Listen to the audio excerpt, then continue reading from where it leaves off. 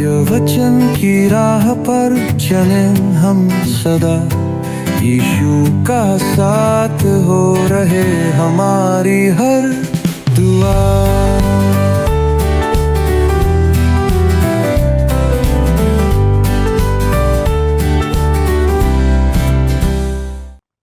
प्रिय दर्शकों, मैं आप सबका इस क्रमबद्ध बाइबल अध्ययन कार्यक्रम सत्य वचन में पुनः स्वागत करती हूँ। मैं आशा करती हूँ कि आज आप फिर से परमेश्वर के जीवित और सामर्थी वचन का अध्ययन करने और सीखने के लिए तैयार बैठे हैं। मित्रों, आइए आज हम इस अध्ययन में आगे बढ़ें और प्रकाशित वाक्य के 13वें अध्याय के 2 से 8 पद तक के गहन और रहस्यमयी दर्शन पर ध्यान केंद्रित करें। ये खंड एक भयावह परंतु महत्वपूर्ण प्रतीक को उजागर करता है। वो पशु जो समुद्र से निकलता है, कौन इस पशु के समान है और कौन उससे युद्ध कर सकता है? मित्रों, इस खंड में हम देखेंगे कि कैसे अंत समय में शैतान धोखे के माध्यम से लोगों को अपनी ओर आकर्षित करेगा और पृथ्वी के अनेक लोग उसकी शक्ति और चमत्कारों से प्रभावित होकर उसकी आराधना भी करेंगे। तो आइए हम परमेश्वर के दास के द्वारा इस गंभीर विषय को सीखें, जानें और समझें। प्रिय मित्रों, आप सभी को परमेश्वर पिता के पवित्र नाम में प्रेम भरा नमस्कार। आप पर और आपके पूरे परिवार पर परमेश्वर का अनुग्रह सदा बना रहे। आपका एक बार फिर से आपके अपने बाइबल अध्ययन में मैं स्वागत करता हूं। मित्रों, आज हम प्रकाशित वाक्य 13 अध्याय के पद 2 से अपना मनन आगे बढ़ाएंगे। हमने पिछले अध्ययन में देखा था कि यूहन्ना ने देखा कि समुद्र से एक पशु निकला जिसके 10 सींग और 7 सिर थे। उसके सींगों पर 10 राजमुकुट और सिरों पर परमेश्वर की निंदा के नाम लिखे हुए थे। यह पशु बड़ा विचित्र था, क्योंकि जिस प्रकार इसकी व्याख्या की गई है हम उससे समझ सकते हैं। आइए दोस्तों, अब हम आगे बढ़ते हैं और पढ़ते हैं प्रकाशित वाक्य 13 अध्याय उसका पद 2। लिखा है, जो पशु मैंने देखा वह चीते के समान था और उसके पांव भालू के से और मुंह सिंह का सा था। उस अजगर ने अपनी सामर्थ और अपना सिंहासन और अपना बड़ा अधिकार उसे दे दिया। दूसरे शब्दों में हम कह सकते हैं, और जो जंगली पशु यूहन्ना ने देखा वह चीते के समान था और उसके पांव भालू के से और मुंह सिंह के समान था। और उस अजगर ने अपनी सामर्थ, अपनी ताकत, अपना अधिकार, अपना सिंहासन, सब कुछ उसको दे दिया। दोस्तों, सच में यह तो बड़ा ही विचित्र पशु था, क्योंकि ऐसा हम देख नहीं सकते। ना तो पानी में, ना ही पृथ्वी पर और ना ही हवा में ऐसा कोई पशु कभी देखा गया है। वह वास्तव में एक देखने लायक अजीबो गरीब पशु था। यूहन्ना ने ध्यान से देखा कि वह एक मिला जुला पशु था। उसमें कुछ पशुओं के कुछ भाग दिखाए गए थे। अब हम क्रिस्त विरोधी के बारे में निश्चित तथ्य निर्धारित कर सकते हैं कि वह कैसा होगा, उसकी क्या विशेषता होगी। दोस्तों, इसमें दानियल 7 अध्याय के पशुओं के लक्षण भी समाहित किए गए हैं। इस समय दानियल अध्याय 7 को ध्यान में रखना हमारे लिए सहायक होगा। हम देखते हैं उन बातों को। लिखा है, पहली बात, जो पशु मैंने देखा वह चीते के समान था। दोस्तों, उस पशु का बाहरी रूप चीते के समान था। दानियल 7 के पद 6 में लिखा है, इसके बाद मैंने दृष्टि की और देखा कि चीते के समान एक और जंतु है, जिसकी पीठ पर पक्षी के से 4 पंख हैं और उस जंतु के 4 सिर थे और उसको अधिकार दिया गया। दोस्तों, यह कोई और नहीं, यूनानी साम्राज्य था। यूनान अपनी बुद्धि, अपनी कला और विज्ञान की उन्नति के लिए जाना जाता था। वो इसके लिए प्रसिद्ध था। दर्शन विद्या, वास्तुकला और अतुल्य साहित्य के लिए भी यूनान का बड़ा नाम था। यूनानी भाषा भी एक अति उत्तम भाषा है, जो कि उस समय बहुत लोगों के द्वारा बोली जाती थी। उस पशु के राज्य में वह सब बाहरी संस्कृति होगी जो यूनान की महिमा गरिमा हुआ करती थी। दूसरी बात, लिखा है उसके पांव भालू के से थे। इससे हमें दानियल के दर्शन के दूसरे पशु का याद आता है या स्मरण आता है, जो हमें दानियल 7 अध्याय के पद 5 में पढ़ने को मिलता है। फिर मैंने एक और जंतु देखा, जैसा लिखा है, जो रीछ के समान था और एक पंजर के बल उठा हुआ था और उसके मुंह में दांतों के बीच 3 पसलियां थी और लोग उससे कह रहे थे, उठकर बहुत मांस खा। दोस्तों, यह कोई और नहीं मादी फारसी राज्य था जो अपने वैभव के लिए जाना जाता था। वह पृथ्वी पर एक दानव के समान चलता था। उस पशु के राज्य में वादी फारसी राज्य का वैभव देखने को मिलता है। धन धान्य में वो परिपूर्ण था और सब कुछ वैभव और कला उसके पास थी। तब इसके बाद तीसरी बात हम देखते हैं, लिखा है और मुंह सिंह का सा था। उसका मुंह जो है वो सिंह के समान दिखता था। इससे हमें दानियल के दर्शन के पहले पशु का स्मरण आता है। दानियल 7:4 में कहता है, पहला जंतु सिंह के समान था और उसके पंख उकाब के से थे। मेरे देखते देखते उसके पंखों के पर नोचे गए और वह भूमि पर से उठकर मनुष्य के समान पांव के बल खड़ा किया गया और उसको मनुष्य का हृदय दिया गया। दोस्तों, यह कोई और नहीं बाबुल का, बेबीलोन का निरंकुश शासन है जो यहाँ प्रकट किया गया है। नबूकदनेस्सर ने अपने ज्योतिषियों की हत्या का आदेश दिया था और आगे चलकर उन 3 इब्रानी युवकों को आग के भट्टे में डालने का आदेश भी उसी ने दिया था। तब उसकी आज्ञा पर आपत्ति उठाने वाला, उसके विरुद्ध में बात करने वाला कोई नहीं था। दोस्तों, वह उस मूर्ति के सोने का सिर था जो कि वहाँ उसको दिखाई गई थी। वह एक निरंकुश शासक था, उसके हृदय नहीं था। यद्यपि वह आने वाला पाप का पुरुष दानियल के स्वप्न की मूरत की पांव की एक उंगली के समान है जो आधा लोहे और आधा मिट्टी की है। वह नबूकदनेस्सर के समान निरंकुश शासक होगा जो आने वाले समय में महाक्लेश के समय आएगा, जिसके पास हृदय नहीं होगा, जो उसके समान काम करेगा। संसार का यह अंतिम निरंकुश शासक शैतान के अधिकार के अधीन अपनी चरम सीमा पर पहुंच जाएगा। वो जो कुछ चाहेगा वो करेगा। उसकी शक्ति का स्रोत कोई और नहीं शैतान होगा। वही उसे उठाता है, ऊंचा करता है, सामर्थ्य प्रदान करता है और क्षमता से भर देता है कि वह दुष्टता का निरंकुश काम करते चला जाए। दोस्तों, वह शैतान के देह धारण के सबसे निकट दिखाई देता है कि जिस रीति से हम समझ सकते हैं कि यदि शैतान देह धारण कर ले तो वही शासक होगा, जैसा धर्मशास्त्र में व्यक्त किया गया है। लूका कहता है, यहूदा में शैतान समा गया था, जैसा लूका 22 अध्याय के पद 3 में लिखा हुआ है। प्रभु यीशु मसीह ने मत्ती 16 अध्याय के पद 23 में पतरस से बात करते समय इन्हीं शब्दों को उपयोग किया था, जब उसने उससे कहा था, क्या पाप का यह पुरुष शैतान का देह धारण होगा? दोस्तों, ये प्रश्न उठता है। मेरे विचार में हम कह सकते हैं कि ऐसा ही होगा कि शैतान जो है देह धारण करेगा। निश्चय ही शैतान उसमें समा जाएगा, उस मनुष्य में, उस क्रिस्त विरोधी में वो समा जाएगा। दूसरा थिस्सलुनीकियों 2 अध्याय पद 9 और 10 में पौलुस इस बात को प्रकट करता है और कहता है, उस अधर्मी का आना शैतान के कार्य के अनुसार सब प्रकार की झूठी सामर्थ और चिन्ह और अद्भुत काम के साथ और नाश होने वालों के लिए अधर्म के सब प्रकार के धोखे के साथ होगा, क्योंकि उन्होंने सत्य से प्रेम को ग्रहण नहीं किया जिससे उनका उद्धार होता। दोस्तों, ये उस शैतान की परिभाषा है जो कि आने वाला है, जब कोई मनुष्य के अंदर शैतान समा जाएगा। तब हम अगले विषय पर आते हैं जो है वन पशु और उसका घातक घाव। आइए दोस्तों, हम सब मिलकर के पढ़ते हैं प्रकाशित वाक्य 13 अध्याय और उसका पद 3 कहता है, मैंने उसके सिरों में से एक पर ऐसा भारी घाव लगा देखा मानो वह मरने पर है। फिर उसका प्राणघातक घाव अच्छा हो गया और सारी पृथ्वी के लोग उस पशु के पीछे पीछे अचंभा करते हुए चले।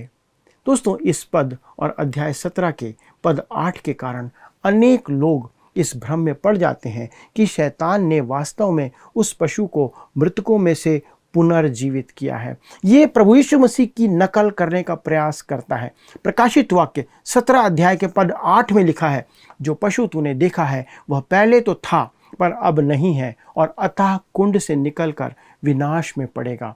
और पृथ्वी के रहने वाले जिनके नाम जगत की उत्पत्ति के समय से जीवन की पुस्तक में लिखे नहीं गए, इस पशु की यह दशा देखकर कि पहले तो था और अब नहीं है और फिर आ जाएगा, अचंभा करेंगे। दोस्तों, इन 2 पदों के कारण अनेक लोगों ने यह मान लिया है कि शैतान उस पशु को मृतकों में से एक बार फिर से जिला देगा। जब वो मर जाएगा तो उसे शैतान जीवित कर देगा। परंतु वचन के आधार पर ऐसा नहीं हो सकता। इस बात को आप हमेशा ध्यान रखिए, क्योंकि शैतान के पास मृतकों को जीवन देने की सामर्थ या अधिकार नहीं है। केवल प्रभु यीशु मसीह है जो कि मृतकों को जिला सकता है, उसी के पास जीवन की सामर्थ है। यूहन्ना 5:21, यूहन्ना 5:25 और यूहन्ना 5 उसके 28 से 29 में यह बात लिखी हुई है। कहता है, जैसा पिता मरे हुओं को उठाता और जिलाता है, वैसा ही पुत्र भी जिन्हें चाहता है उन्हें जिलाता है। मैं तुमसे सच सच कहता हूँ कि वह समय आता है और अब है जिसमें मृतक परमेश्वर के पुत्र का शब्द सुनेंगे और जो सुनेंगे वे जिएंगे। इससे अचंभा मत करो, क्योंकि वह समय आता है कि जितने कब्रों में हैं वे उसका शब्द सुनकर निकल आएंगे। जिन्होंने भलाई की है वे जीवन के पुनरुत्थान के लिए जी उठेंगे, और जिन्होंने बुराई की है वे दंड के पुनरुत्थान के लिए जी उठेंगे। दोस्तों, केवल प्रभु यीशु मसीह ही मृतकों को पुनर्जीवित कर सकता है, शैतान नहीं कर सकता। अर्थात इसलिए वो बात झूठी है। अतः मैं यह मानता हूँ कि यह पुनर्स्थापना या पुनर्जीवन जो है ये झूठी बात है, ये नकली पुनरुत्थान है जो वहाँ पर प्रकट किया जाएगा। वे जो यह मानते हैं कि शैतान पशु को फिर से जीवन देता है या दे सकता है, वे पशु को मनुष्य कहते हैं। आरंभिक कलीसिया में प्रायः यही माना जाता था और इसमें मतभेद नहीं था। पशु की पहचान में या उस पशु की पहचान में वे परस्पर सहमत नहीं थे। कुछ लोगों का मानना था कि वह यहूदा इस्करियोती है, कुछ उसे नीरो राजा कहते थे। अगस्तीन ने यदि इस बात को लिखा है तो इसका क्या अर्थ है? अपराध का भेद पहले से ही प्रकट है। कुछ उसे रोमी सम्राट कहते हैं और इस कारण पौलुस ने स्पष्ट शब्दों में नहीं कहा, जबकि उसने सदा यही आशा रखी थी कि उसने जो लिखा है, अर्थात पौलुस ने, वह नीरो के लिए ही समझा जाए, जिसके काम क्रिस्त विरोधी के समान थे। अर्थात उस समय में वो एक क्रिस्त विरोधी का काम कर रहा था ताकि लोग समझ सकें। अतः कुछ लोगों को शक था कि वह क्रिस्त विरोधी के अवतार में फिर से जन्म लेगा। कुछ लोग यह मानते हैं कि यहाँ उस पशु का अर्थ रोमी साम्राज्य से है और जिस राजसीय शासन व्यवस्था के तहत रोम का पतन हुआ था वह एक आश्चर्यजनक तरीके से फिर से पुनः स्थापित हो जाएगा। दोस्तों, मेरा भी मानना है कि ऐसा होगा, लेकिन मुझे यह नहीं लगता कि यह उसका पुनरुत्थान होगा। कारण क्या है? क्योंकि रोम कभी मरा ही नहीं। यदि कोई मर जाता और फिर से वो उत्पन्न होता तो हम उसे पुनरुत्थान कहते, लेकिन रोम जो है वो निष्क्रिय हो गया था। रोम केवल बिखर गया था। क्रिस्त विरोधी उसे पुनः स्थापित कर सकता है, उसे फिर से एक साथ जोड़ सकता है और वह ऐसा करके इस बात को प्रकट करेगा। यह एक अद्भुत कार्य होगा कि रोम फिर से यूनाइट किया जाए। रोम आज भी यूरोप के राष्ट्रों में जीवित है, वो जीवित है लेकिन बिखरा हुआ है।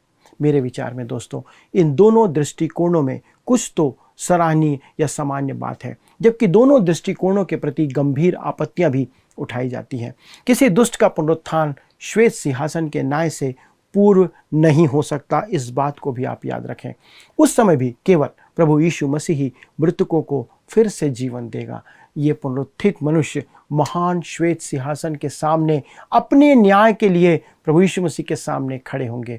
आप इस संदर्भ में प्रकाशित वाक्य अध्याय 20 पद 11 से 15 को पढ़ें। हम यूहन्ना 5 अध्याय उसके 28 और 29 में इस बात को देख चुके हैं। लिखा है, इससे अचंभा मत करो, क्योंकि वह समय आता है कि जितने कब्र में हैं वे उसका शब्द सुनकर निकल आएंगे। जिन्होंने भलाई की है वे जीवन के पुनरुत्थान के लिए उठेंगे, और जिन्होंने बुराई की है वे दंड के पुनरुत्थान के लिए जी उठेंगे। केवल प्रभु यीशु मसीह ही मृतकों को पुनर्जीवित कर सकता है, चाहे वे उद्धार प्राप्त मनुष्य हों, चाहे वे उद्धार से रहित मनुष्य हों। केवल प्रभु यीशु मसीह ही जीवन देने का काम करता है। शैतान में सामर्थ्य नहीं कि वो किसी मरे हुए को जीवन दे। वह जीवन दाता नहीं है, वह इब्लीस है। इब्लीस का अर्थ है विनाशक, वह मृत्यु का व्यापारी है। उस रोमी साम्राज्य में नई जान वो डाल पाएगा, और संगठित जब वो हो जाएगा तो उसके अंदर एक आश्चर्य की बात लोगों को देखने को मिलेगी। वह उसका अगुआ होगा। वह पशु विश्व का शासक बन जाएगा, एक निरंकुश शासक बन जाएगा। इस कारण पद 3 अधिक उचित जानकारी की मांग करता है हमसे। दोस्तों, मेरा मानना है कि वह पशु एक ऐसा मनुष्य होगा जो नकली और बनावटी पुनरुत्थान का स्वांग रखेगा, नाटक करेगा। यह महाक्लेश का एक महान भ्रम एवं धोखा होगा। दूसरा थिस्सलुनीकियों 2 अध्याय पद 11 में लिखा है, इसी कारण परमेश्वर उनमें एक भटका देने वाली सामर्थ को भेजेगा कि वे झूठ की प्रतीति करें। परमेश्वर उन्हें एक बड़े झूठ पर विश्वास करने के लिए छोड़ देगा और यह एक बहुत बड़ा झूठ होगा जिसको कि लोग विश्वास करेंगे। वे प्रभु यीशु मसीह के पुनरुत्थान को स्वीकार तो नहीं करेंगे, परंतु वे क्रिस्त विरोधी के झूठे पुनरुत्थान को स्वीकार कर लेंगे। दोस्तों, ये कितनी बड़ी विडंबना है कि प्रभु यीशु मसीह जो मर के जी उठा है उसके पुनरुत्थान को लोग विश्वास नहीं करते हैं आज, परंतु वे उस झूठे पुनरुत्थान पर विश्वास कर लेंगे। जैसा लिखा है, उसका प्राण घातक घाव अच्छा हो गया। दोस्तों, यह प्रभु यीशु की मृत्यु और पुनरुत्थान की निंदाजनक नकल को दर्शाता है। वो उसकी नकल करने का प्रयास करेगा लोगों को भरमाने के लिए। उस युग में लोगों को विश्वास करने की चुनौती यह होगी दोस्तों, प्रभु यीशु ने ऐसा किया जो क्रिस्त विरोधी ना कर पाया हो। दोस्तों, ये प्रकट करेगा कि लोग किस पर विश्वास करते हैं। प्रभु यीशु का पुनरुत्थान कोई नहीं दोहरा सकता दोस्तों, उसकी नकल अवश्य कर सकता है, लेकिन वो कार्य जो प्रभु यीशु मसीह ने किया कि वो मृत्यु को जा करके उसके बाद जी उठा, वो केवल प्रभु यीशु मसीह कर सकता है। परंतु क्रिस्त विरोधी उसकी नकल करेगा कि संसार मूर्ख बन जाए। यह एक बहुत बड़ा झूठ होगा दोस्तों, जो उस समय प्रकट किया जाएगा। विश्वासी कहते हैं मसीह जी उठा है, पर उस युग में अंधविश्वासी और अविश्वासी ये कहेंगे कि क्रिस्त विरोधी भी तो जी उठा है। फिर अंतर क्या है मसीह यीशु में और क्रिस्त विरोधी में? रोमी साम्राज्य एक झूठे पुनरुत्थान को दिखाने वाले एक निर्दयी मनुष्य के हाथों के नीचे फिर अस्तित्व में आ जाएगा और आसानी से लोग धोखा खाएंगे। वो धोखा देने वाला यह संसार अंततः उसकी नकल से मूर्ख बना दिया जाएगा। दोस्तों, अब यहाँ पर हम क्रिस्त विरोधी का एक मिला जुला चित्रण देखते हैं जो यहाँ प्रकट किया गया है।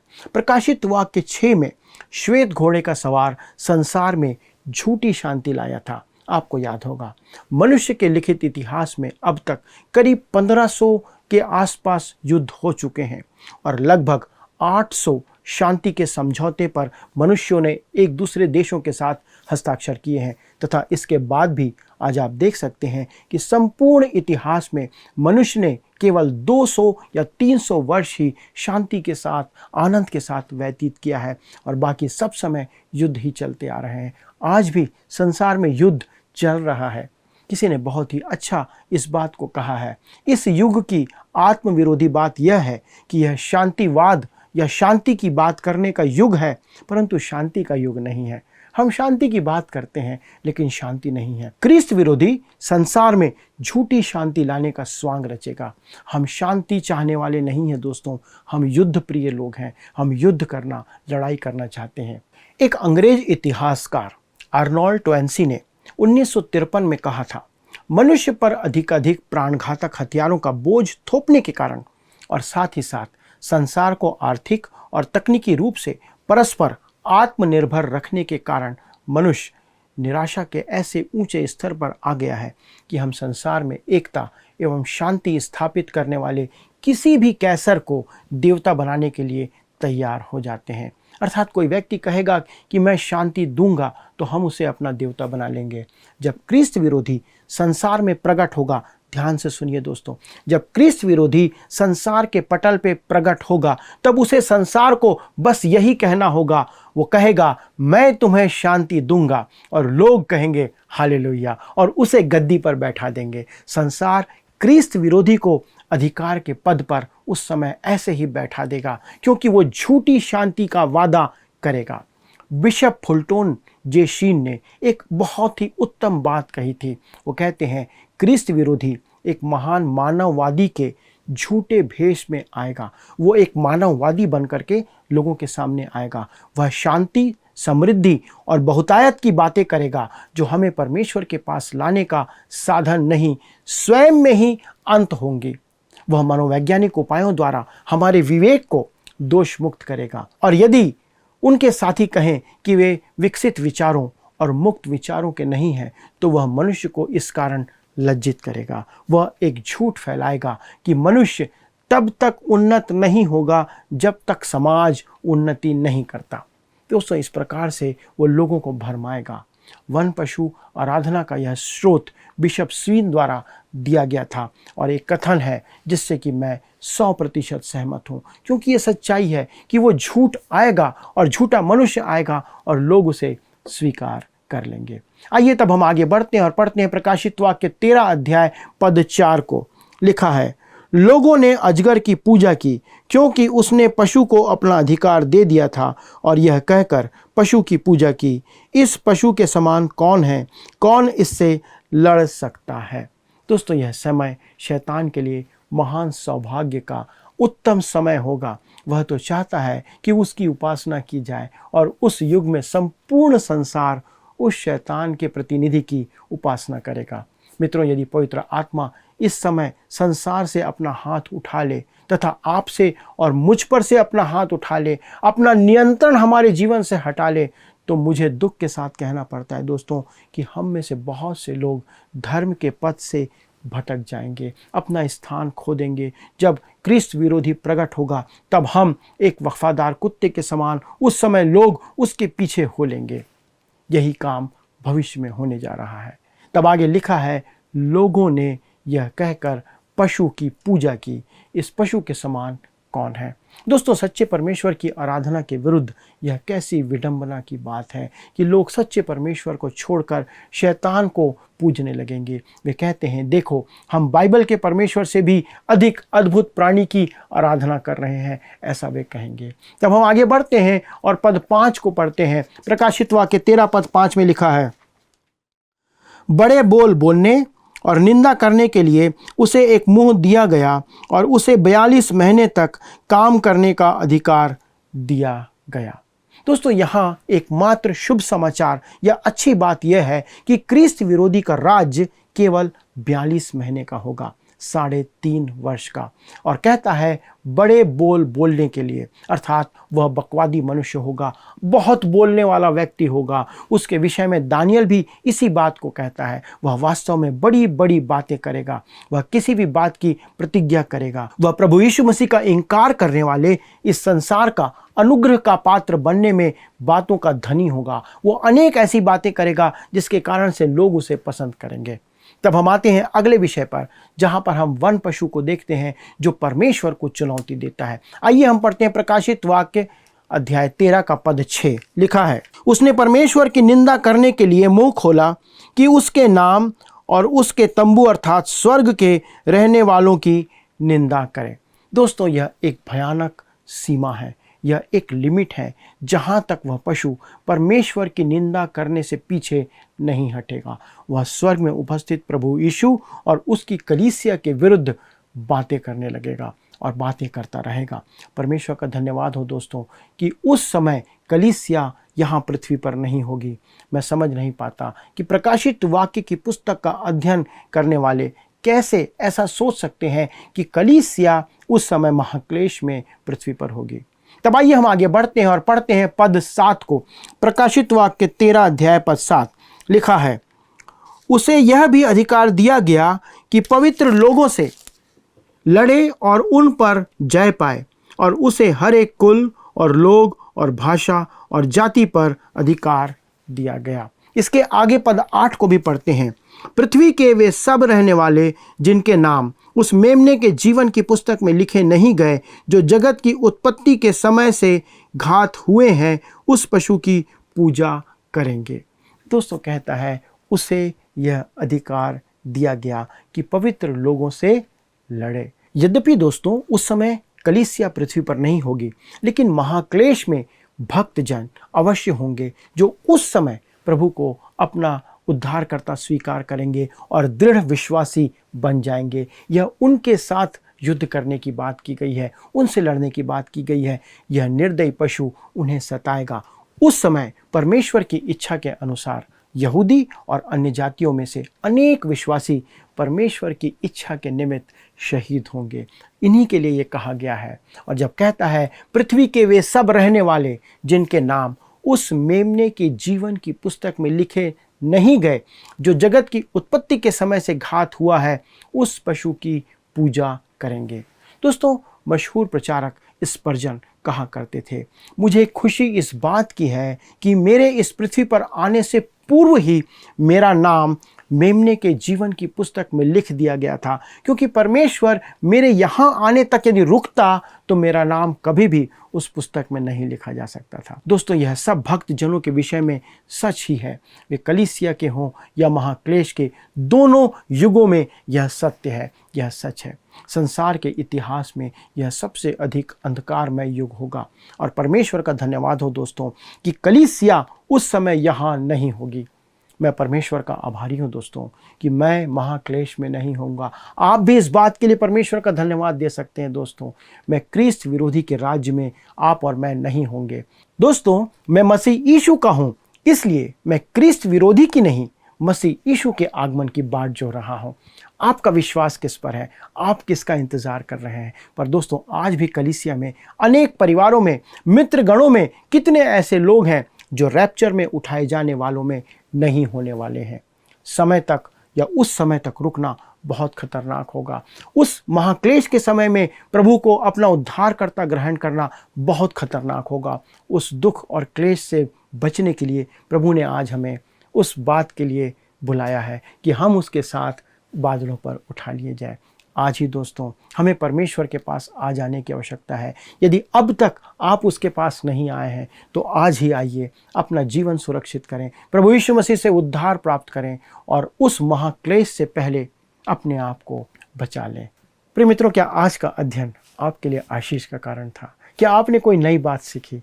क्या आप किसी बात पर मुझसे कोई विचार जानना चाहते हैं तो कृपया फ़ोन के द्वारा संपर्क करें। मुझे विश्वास है कि हम मिलकर प्रभु के राज्य में प्रवेश करेंगे। प्रभु आप सभी को, आपके पूरे परिवार को आशीष दे। आइए अब हम प्रश्नों को देखें। पिछले प्रश्न का उत्तर है सी, ख्रीस्त विरोधी। ख्रीस्त विरोधी पशु की उपासना करने के लिए मनुष्यों को विवश करेगा। आज के अध्ययन पर आधारित प्रश्न है, कौन मृतकों को पुनर्जीवित कर सकता है?